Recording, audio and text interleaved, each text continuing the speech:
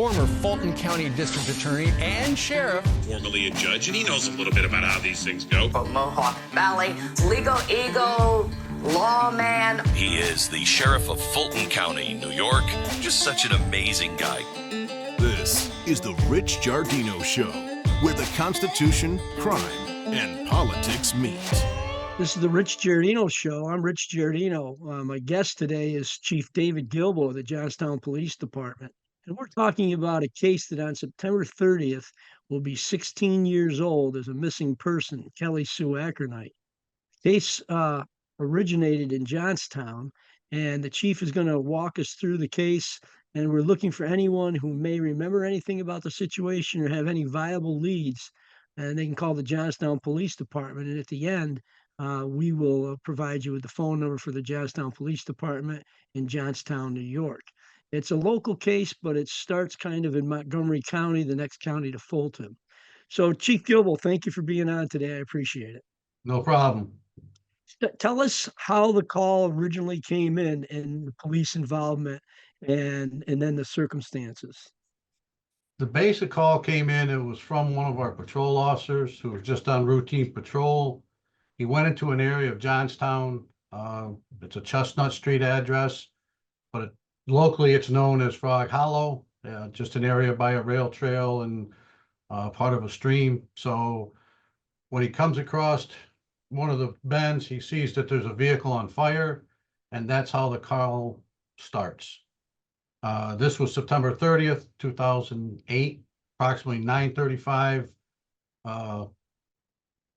We backtracked to when she was last seen. The actual call came in October 1st, 2008. It was 1:53 in the morning. That's when the officer reports the car on fire in the area of Chestnut, Montgomery Street. We actually, at the time, they were just thinking it was a vehicle fire. A couple between the fire department and the police department, they were able to identify a couple plates that were on the vehicle. There was a volunteer fireman's plate, and one of the firemen recognized it as possibly Jason Ackernecht, who is the missing person's husband. They thought it might be his vehicle. Patrol officer followed up, and we were able to confirm that it was his vehicle. Once we found out she was last in Amsterdam, New York, she was working at a Rite Aid on Route 30 in Amsterdam, and she left work approximately 9:35 and was in the parking lot waiting to get into her vehicle. And she had walked out with one other employee after they locked up. And that was the last time anybody's seen her to this day. We've had 2 reports out in western part of New York State of a possible sighting of her. We've investigated to find people that look very similar in size. She wore glasses, so that was also looked at, and it come out to be just people visiting relatives. So far, like I said, after she was working as a shift supervisor, she walked out of the store with her coworker. They locked it up. The coworker gets in her car. She sees Kellisue facing in a southerly direction, like she might have been waiting for somebody, but she wasn't sure. In the center of the parking lot, the coworker gets in her vehicle. She leaves, travels north on Route 30 out of the parking lot of the Rite Aid. And after that, she was not sure whether she actually left the parking lot or which direction of travel she would have traveled. After we found out during the investigation, obviously we were looking at why the car was on fire. We used our arson investigator. We used the Johnstown Fire Department's arson team. We even contacted state arson at the time of the fire, and there was no evidence that we could pull out of the vehicle besides documents from the glove box that showed that the vehicle did in fact belong to Kellisue and Jason Ackernecht. Just to step back, Chief. Back then there were not the proliferation of cameras all over the place, correct? Or did Rite Aid have any cameras or anything like that? They had a couple cameras in the front of their store, but they're in the middle of a remodel, so none of the cameras were on. Um, and that's what is so different than, like you said, today's technology. You know, we probably would have had 15 cameras today that we could have checked to see, at least in the city of Johnstown, we have 26 cameras just on our main street alone, which her residence is right off of Main Street. So we probably would have seen if she did in fact arrive in Johnstown driving the car, or if it's somebody else that put the car there.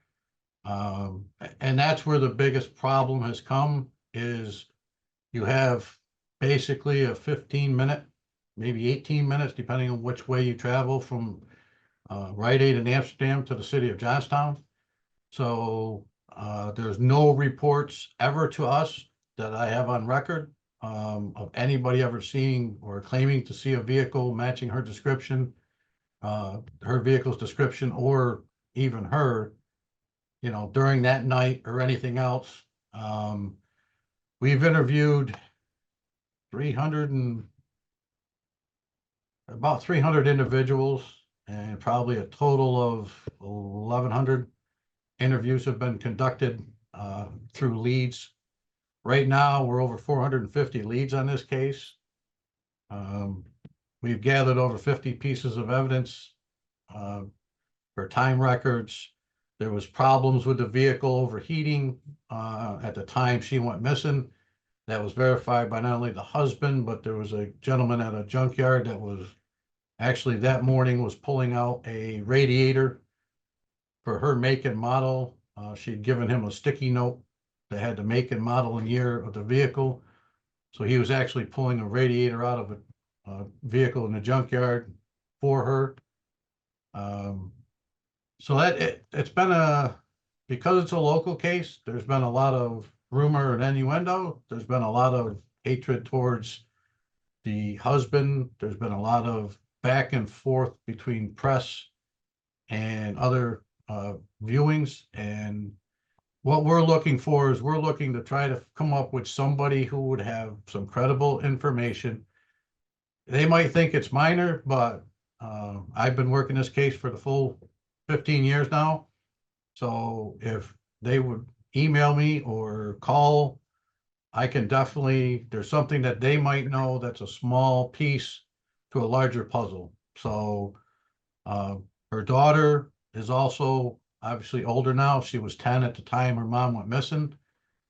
She struggled with the fact that we don't have any answers as to is she alive? Is she deceased? You know, what's the circumstances behind her disappearance? So for her aspect of it, we're just looking for closure.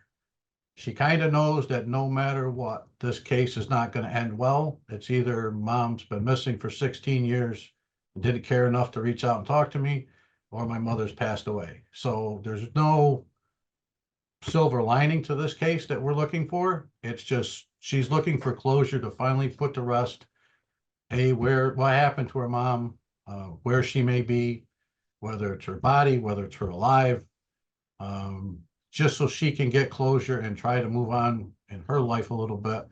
And that's, you know, the biggest piece to this puzzle is people don't realize that there's a lot of it between, you know, whether it's law enforcement, whether it's the people that want to comment on podcasts such as this or anything else. They take a rumor that they heard 10 years ago, and by the time it gets to me in a format of an email or something, it's been regurgitated about 3 or 4 times and it's changed dramatically. So we're looking for people that are serious about, you know, actually providing some assistance. If it's something that it could be minor, it'll be minor, but at least we have the information and we have a path to try to follow. Hey, back then, tell us a little bit about, like, did you guys conclude it was indeed an arson, or what test did you? I remember you telling me what you can't share publicly. What did you guys do to reconstruct the fire, and what luck did you have, if any, in the determination? We have burnt 2 vehicles that were the same make and model. One, they were within like 2 years of the year of her vehicle. So we did 2 controlled burns. We did one where we started in the back engine compartment. The to simulate, like if the car had overheated and caught fire. And we started the second one underneath the passenger or driver's seat with a flare to simulate if somebody had actually torched the car. We have pictures that patrol officers took at the scene of the car fire when it was still on fire. We've determined from the surrounding area, there was tree branches and everything right over it. Nothing was burnt. It was just wilted, which tells us the flame didn't really leave real high. So the only thing we were able to pretty much agree on is there was no accelerant used, because in the normal cases with arson, you're trying to hide the body, you're trying to hide whatever. We know her body was not in that vehicle because you cannot burn up a human body in a car fire without really strong heat. And that wasn't the case in this. There was still part of the glass from the windows. We were able to determine the window was down on the driver's side a little bit. There was dew on the ground because it was kind of chilly. Of course, it's September, so it was fall here in upstate New York. And the actual fire, they're leaning towards the area they think it might have started in the passenger compartment, but yet nobody will put it on paper. So it's, to me, it's another working theory.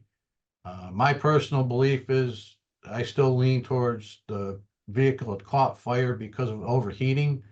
We interviewed a couple individuals who had talked to her at Rite Aid. One claims he had assisted her in getting like 2 gallons of water and supposedly a little bit of antifreeze that was left and put it in the radiator that of the car before she left.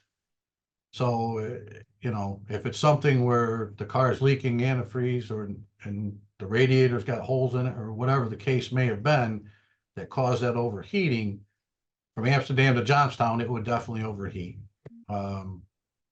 There's no other parts of what we call in law enforcement the arson triangle. The vehicle, they still had payments on it. There's only collision or they have liability on the vehicle. There was no collision on the vehicle or fire. So burning the car just meant more headache and heartache for the whole family, because they'd have to buy another car. They still owed money on this one. They had no insurance to cover anything. And obviously for evidentiary purposes, we sifted everything that was in the vehicle. We only come up with a couple parts and pieces that we were able to determine were pretty much from the dashboard portion of the car. So there's nothing really out of that vehicle that helped us except for to confirm the identity that it was the vehicle that was owned by and last seen with the vehicle was driven by her to Rite Aid in Amsterdam. So I'm going to have a couple of general questions about investigative techniques. And Yep. you and I both know that with cold cases, and we see it all the time across the country, 20 years from now, somebody could say, so-and-so told me they did it, or something pops up. But before we do that, you're listening to the Rich Giardino Show, where the Constitution, crime, and politics meet. Today, we have Chief Dave Gilbo, who's discussing a cold case of Kellisue Ackernecht that Johnstown police have been investigating on September 30th. It'll be 16 years. Chief Gilbo is interested in anyone with any viable leads, anything credible to reach out to the Johnstown Police Department. But Dave, we even had a case where in December of 2015, before I took office, they found a decomposing body in Ephrata, and that was ruled out. So when you do hear that they find female bodies in the woods or in things, what's the steps to rule out if that was Kellisue's? And do you guys use NamUs, and what is NamUs? Yes, I think I'm the only certified to have access to NamUs in the county. I have an account. You have to have it through, obviously, your boss. And in my case, the National Association of Missing and Unidentified Subjects is what NamUs stands for. They sign off on mine, and our county coroner has to sign off giving me access. On your case, you mentioned the county case in 2015, I was notified the minute they found the the skull at that point. They had a photograph of it. I went to the scene, or not to the scene, but to the command center, looked at the photo. I could rule out in my mind because Kellisue Ackernecht, when she smiled, had basically a larger gap between her teeth, her front teeth, that was it's noticeable. But what we did in that case was I sent down her dental records to the forensic pathologist that night, and he was able to rule through the dental records of the skull that it was not in fact her. I've had one other case in another state that the similarities matched up enough for me. I reached out to the county coroner's office, and again, through their forensic pathologist, sent them records, and they were able to determine the same thing, that it was not Kellisue. So, you know, with NamUs, it helps us. You're able to find unidentified human remains that have been found and missing cases. So in the case of Fulton County's case, where the remains were found, once I found out it wasn't Kellisue, I returned to my office and printed out probably 15 to 20 cases out of NamUs that either state police or other agencies were saying, hey, it might be this one, we've had a cold case, this person's been missing for so long. So I pull those cases so that, again, they could check between records, they could check, you know, it's like the Fulton County, they didn't really know the estimated time of death. They didn't think it was that long back, and it actually, the remains come back that it was prior to Kellisue Ackernecht's missing. So again, we've obviously shared information on that, trying to see if there's any link, because maybe the remains that were found in Ephrata was a first person that might have had contact to somebody that had contact with Kellisue.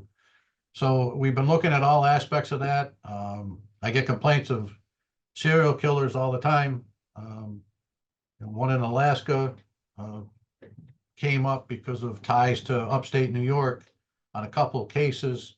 I was able to verify with the FBI Alaska that he was in fact in Alaska at the time of her disappearance.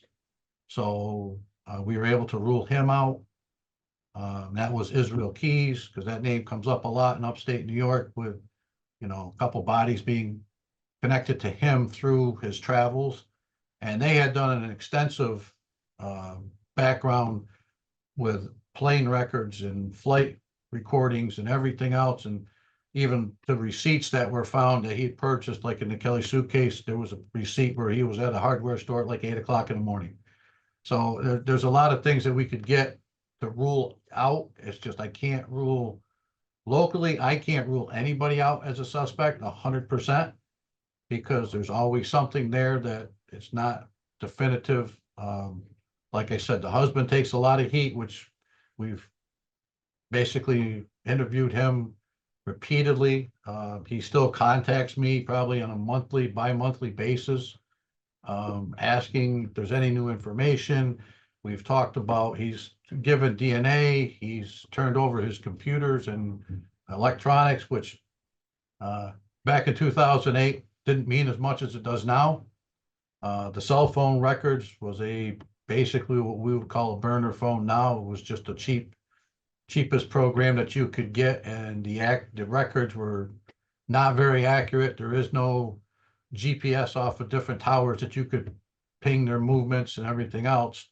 And what we know of her phone records is that she ran out of minutes before she was actually off from work. So if anybody would have contacted to either meet or, you know, want to try to set an arrangement up to meet, would have to have gone through the local, the actual Rite Aid phone number, which, you know, even back then is not anything that we could get records where you generally don't keep a lot of track, because it had just, I believe at that point in time, it wasn't long distance to go back and forth between the short distances, where a lot of people today don't realize at one point in time it was a long distance call to anything out of your general area. So, and those records were kept because they wanted the money aspect of it. So, but I've had a local state police involvement with major crimes, one of their top-notch cell phone records. He's looked at it, started laughing at first, and then realized that there really wasn't much to go on there. But we have used major crimes in assisting us in this investigation. I've asked state fire and arson.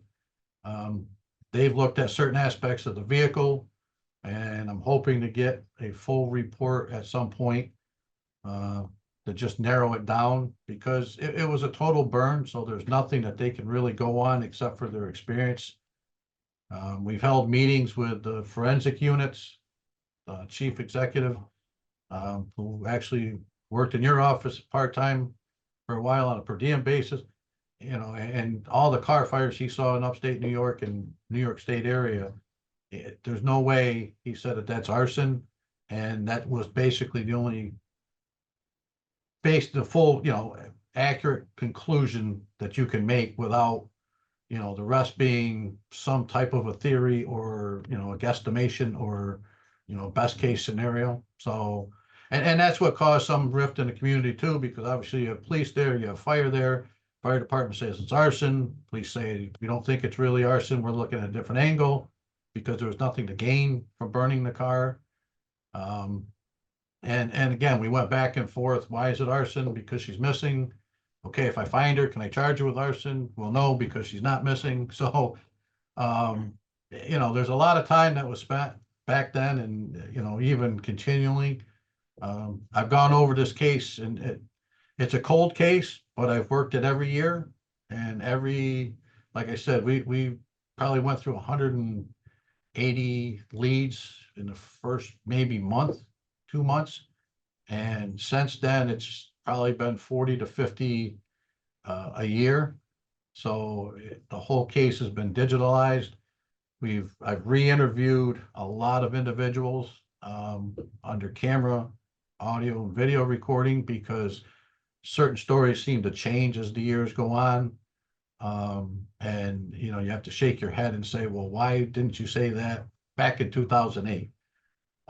So, and that's why I said that's what makes these cold cases difficult, is it's a lot of man hours, it's a lot of pounding the pavement, and you'll get a lead, you think it's something, and you trace it, and you start interviewing 15 to 20 people around a person to find out that they were talking a whole different year that wasn't even a year that's possible.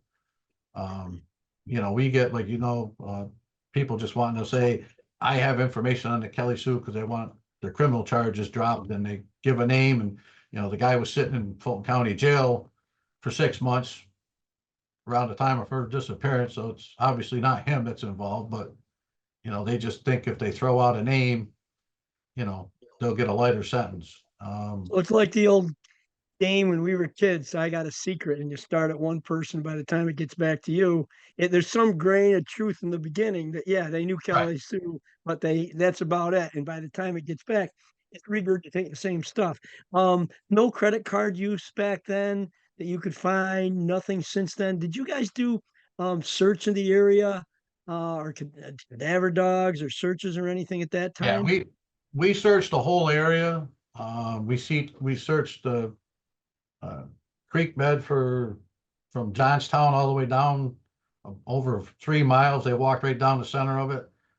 There's get it a little deeper in certain areas, but just looking to see if maybe because it runs behind her house, the Cadetta Creek. So we've checked all that. We went through with cadaver dogs. We went through with aerial. We had search teams go through it after, and again, it's the standard I see in a lot of the cold cases. Oh, we found her purse. No, it's a bowling bag. We found her work smock. No, it's a hooded sweatshirt. So when the public hears, oh, they found her purse, they found her smock from work, from Rite Aid, they think that's the truth, and that never goes away, because nobody realizes when they actually get there to collect all this supposed evidence, it's a bowling bag, and well, what happened to the bullet? Well, we threw it out. Okay, well, why'd you throw it out if you found it? So there's a lot of things.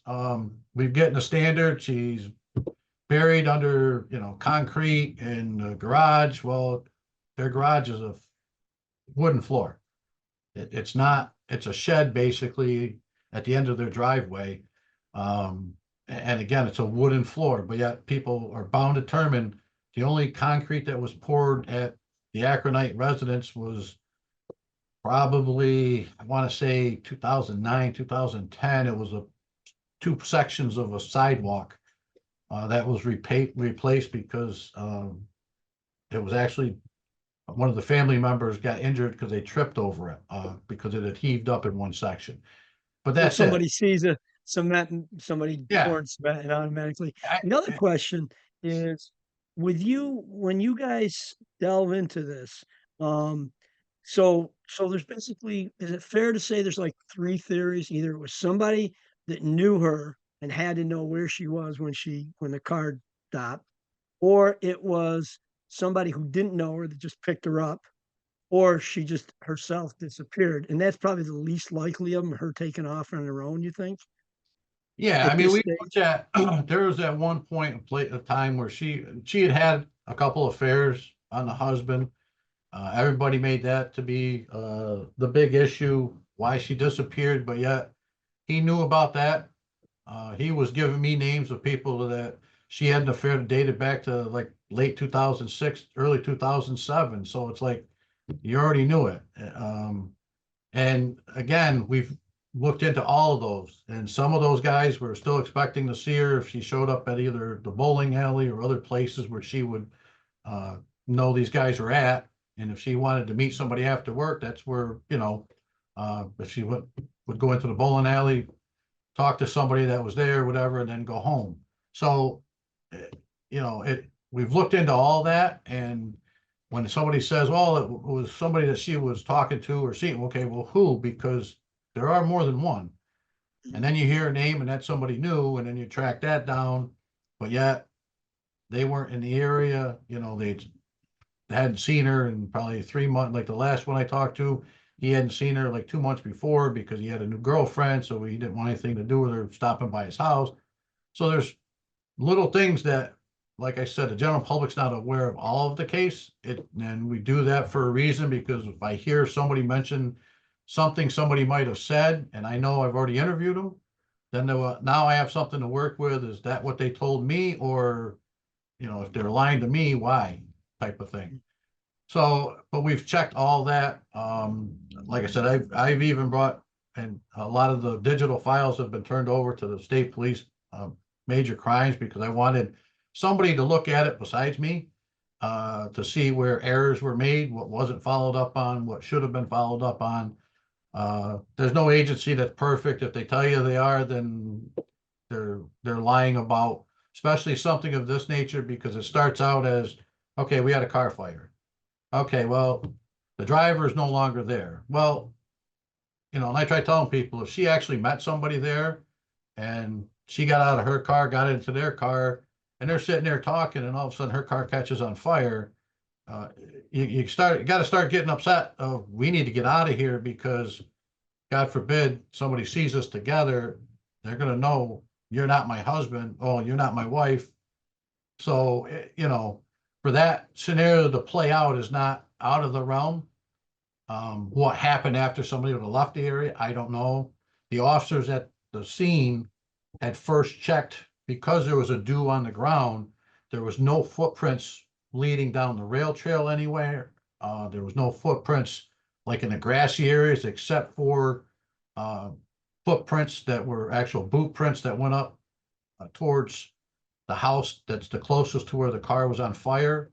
And in speaking to the officers on the scene, they had walked that path, trying to bang on the back door of the owner of the house just to see if they had heard or seen anything, or even knew that vehicle was on fire there. So, there's a lot of things.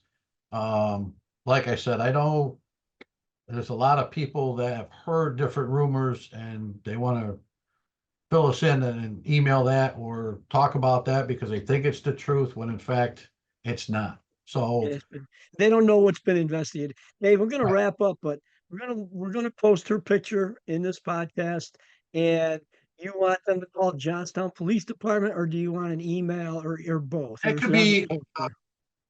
anything. I mean, we've got our police department phone numbers 518-736-4021.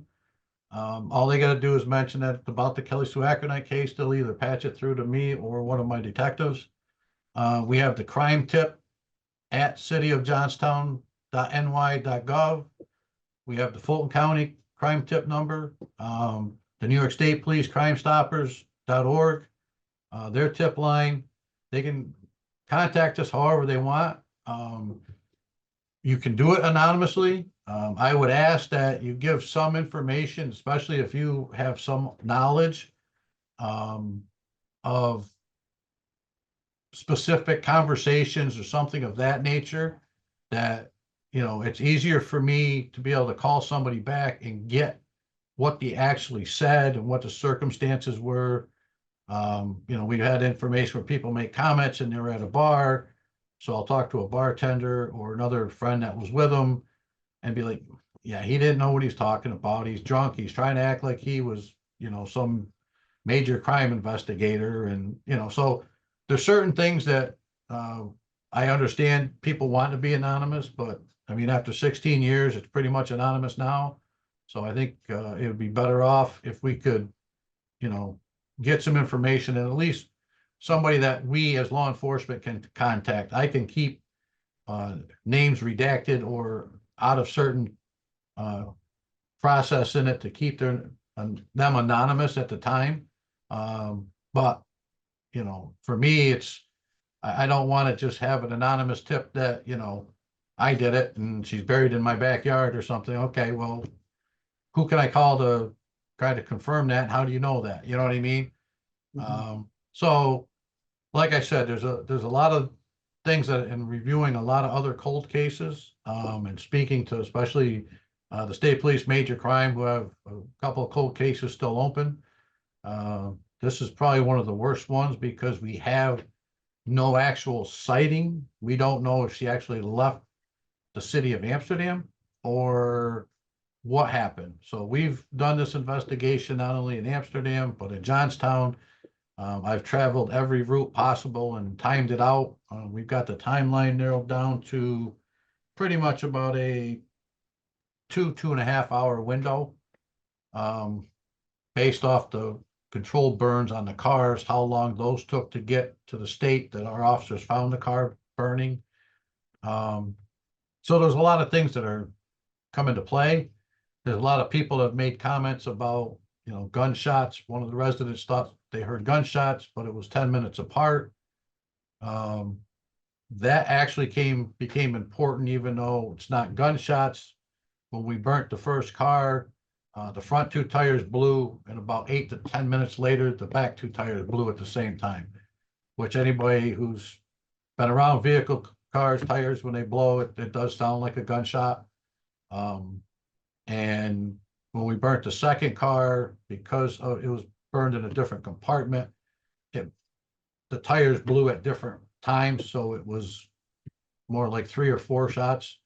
It would have been sound, you know. So some of these things are they're not the basic scientific, but you can, you know, at least get a better idea of what they're talking about. You know, again, we not only sifted the evidence of anything that was left in the burned out car, but we also scraped the road. We raked the side of the road where the car just pulled off of, sifted through all that. The arson team did, trying to find any, you know, at that time, if it was gunshot, we probably would have found at least a shell casing or something. That whole area has been searched probably about 6 times by different people and different agencies. We had cadaver dogs, we had the helicopter, we had all kinds of areas checked. I've even gone on searches based off of psychic information that either the family got or somebody contacted saying, you know, she's within a 3 square mile radius. So we take a map, put a 3 square mile radius and check all those areas. You know, there's a lot of things that I'm not against doing. I know a lot of people aren't big on the psychics, but I've seen where that has led to some strange findings before and other cold cases. So I am willing to try anything. At this point, we're just looking for in my own personal opinion, I believe there's at least 2, if not 3 people that know exactly what happened that night. Mhm. So what I'm going to do is when we post this show, we'll ask everyone to share it. It's important locally, but cold cases are important across the nation. And every year, dozens of cold cases get solved through all kinds of leads. I want to thank you for staying on the case. I think people have to understand it's more for closure of the family, even if we can't get a prosecution out of it. Just determining if if Kellisue is deceased, if she's alive, and having closure. That's what most important. The other thing I noticed, Dave, is I don't see any photographs of me on your walls or my podcast, so I can send you one so you got something in the Yeah, you background. might have to put one so I can put it on there. So, but I appreciate it. This has been Rich Giardino with Chief Dave Gilbo of the Johnstown Police Department on the Kellisue Ackernecht cold case. Please like, share, and subscribe on YouTube, X, Apple, Spotify. We appreciate it. And please share this podcast so we could find some leads. Thanks a lot, Dave. Like and subscribe to The Rich Giardino Show, part of the Elite Influencer Network, wherever you get your podcasts. And we'll see you next time on The Rich Giardino Show, where the Constitution, crime, and politics meet.